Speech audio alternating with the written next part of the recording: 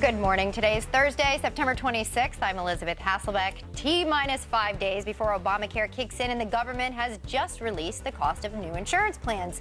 What you're going to owe the government if your employer drops your coverage coming up. Thank you very much. When you say final hour, it sounds like we're about to get canceled. Earlier, we were just talking about how, since Elizabeth came on and we got the brand new set, we've had this hashtag on Twitter called #BetterWithFriends. We were trying earlier to get it to trend nationwide. How are we doing? And as we zoom into this is Trends Map. This shows you the trends in the United States locally. The #1 trending item, #BetterWithFriends. Wow. Thank you very much, friends. Now, you had a request, Elizabeth. Yes, I think we should try to see if we can keep #BetterWithFriends going and keep it cruising. #cruise. 21 hours. 21 hours, as long as he was there. Right? #let's light this candle. Well, that'd be great. So please, thank you very much for trending us. Yeah. Keep us trending. Meanwhile, and #us. Absolutely. Straight ahead. This morning, the president made a final pitch for Obamacare at a community college in Maryland. This after Ted Cruz's 21-hour marathon speech on the Senate floor. So what's next for the bill, and who's funding the government? Anybody? Steve Centani, fully funded, is live in Washington. Well, let's hope so anyway, Brian. With the clock ticking toward a government shutdown, the Senate's moving ahead with its version of a funding bill, one that leaves Obamacare untouched. But even though health care spending remains in place for now, some still have hopes Obamacare can be changed.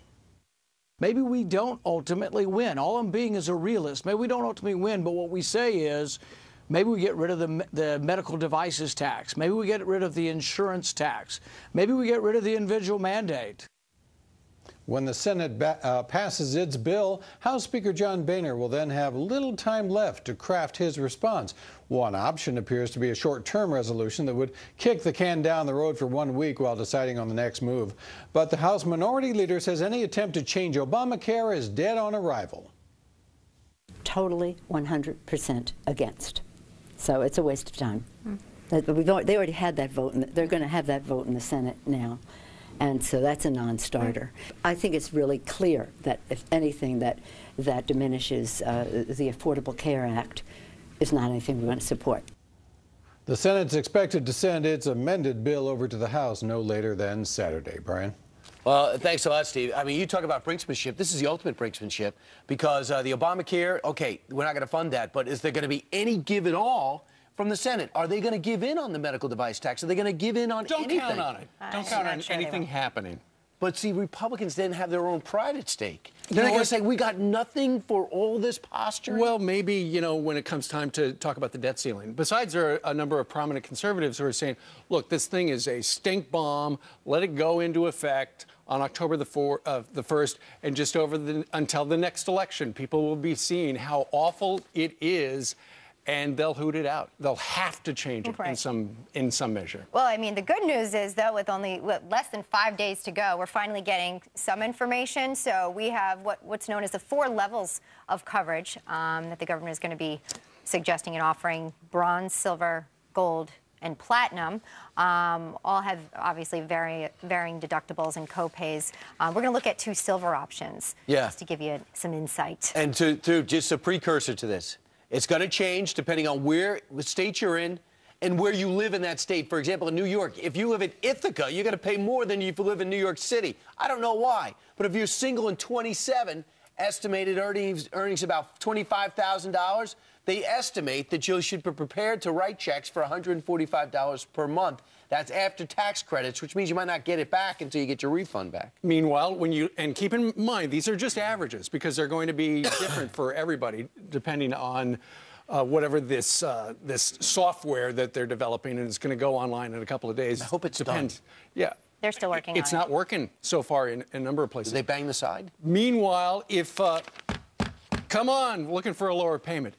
If you're a family of 4, you earn about $50,000 a year. You will pay $282 a month after the tax credits. But now here's the thing. The older you are and the more you earn, the more you pay because you won't wind up with any tax credits. Because if you make over $46,000 a year as an individual, you're not going to get a break from the government. And here's the other thing. The Manhattan Institute looked at this data that was released by the federal government yesterday, and what they did was they compared the 5 cheapest plans on the market today with the 5 plans available under Obamacare. And what they're projecting is if you are a young guy, 27 years old, younger men's rates will go up between 97 and 99%, because keep in mind, a lot of them don't have it right now. They want to save the money. They don't need it. Younger women's rates will go up 55 to 62%. If you're in North Carolina, Manhattan Institute says your rates will triple if you're a woman. And if you're a guy, they will quadruple. So good luck starting October the 1st. I mean, truly, up to this point, we've had more information about the newest version of the iPhone. Slightly infuriating. I mean, and in the 16 pages, there's no mention of seniors, what they're going to be facing come Obamacare Day on next Tuesday. And with the young Americans that you mentioned, they're going to be footing the bill for everyone. 2/3 of those without insurance right now are in that younger set, okay? And primarily because they don't feel like they need it. Right. But now they're going to be paying for the majority of the people for the majority of their lives moving forward. And last night, Karl Rove had something to say about that on Greta. The penalty is $95. So how many young people are going to be enthusiastic about going out and signing up for insurance prematurely if they know that, A, if they never need insurance next year, their penalty is going to be $95 when they pay their taxes in 2015, or if they do get sick, they can go out and immediately apply under the new under the Obamacare law and not be denied immediate coverage because of no pre-existing condition requirement. So look, this is why the government is so hepped up about trying to get younger people to sign up, because 2 reasons. One is they're afraid that if they don't get them at the beginning, it's going to be harder to get them later on. And second of all, the economics of Obamacare require them to get younger, healthier workers who, under the law, are required to pay more than they would otherwise pay in order to subsidize the coverage for older, less healthy workers. So listen to this on the sidebar. Do you know, having said that, the younger people, the older people, how they're going to cost? Do you know that they were given $360 million? The Health and Human Services division was said, hey, here's $360 million. Explain to everyone what Obamacare is.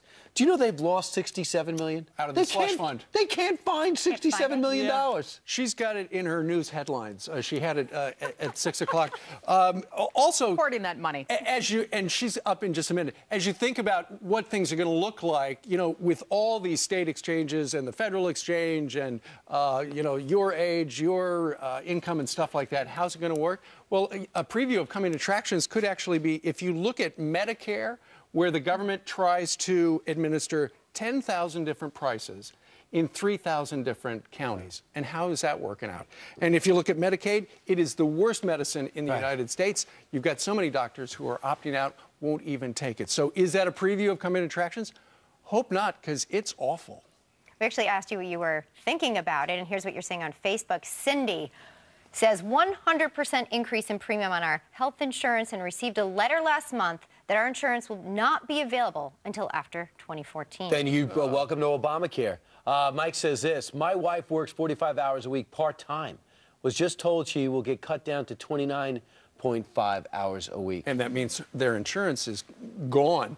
Stephanie says our insurance went up over $700 a month for our small family of 3.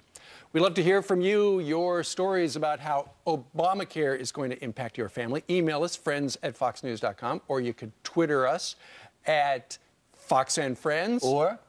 And you can always hashtag it's Better with Friends. At Stussy, at Kilmeade, and hashtag Better with Friends, or Better Without Obamacare. I like this. Just throwing it out there.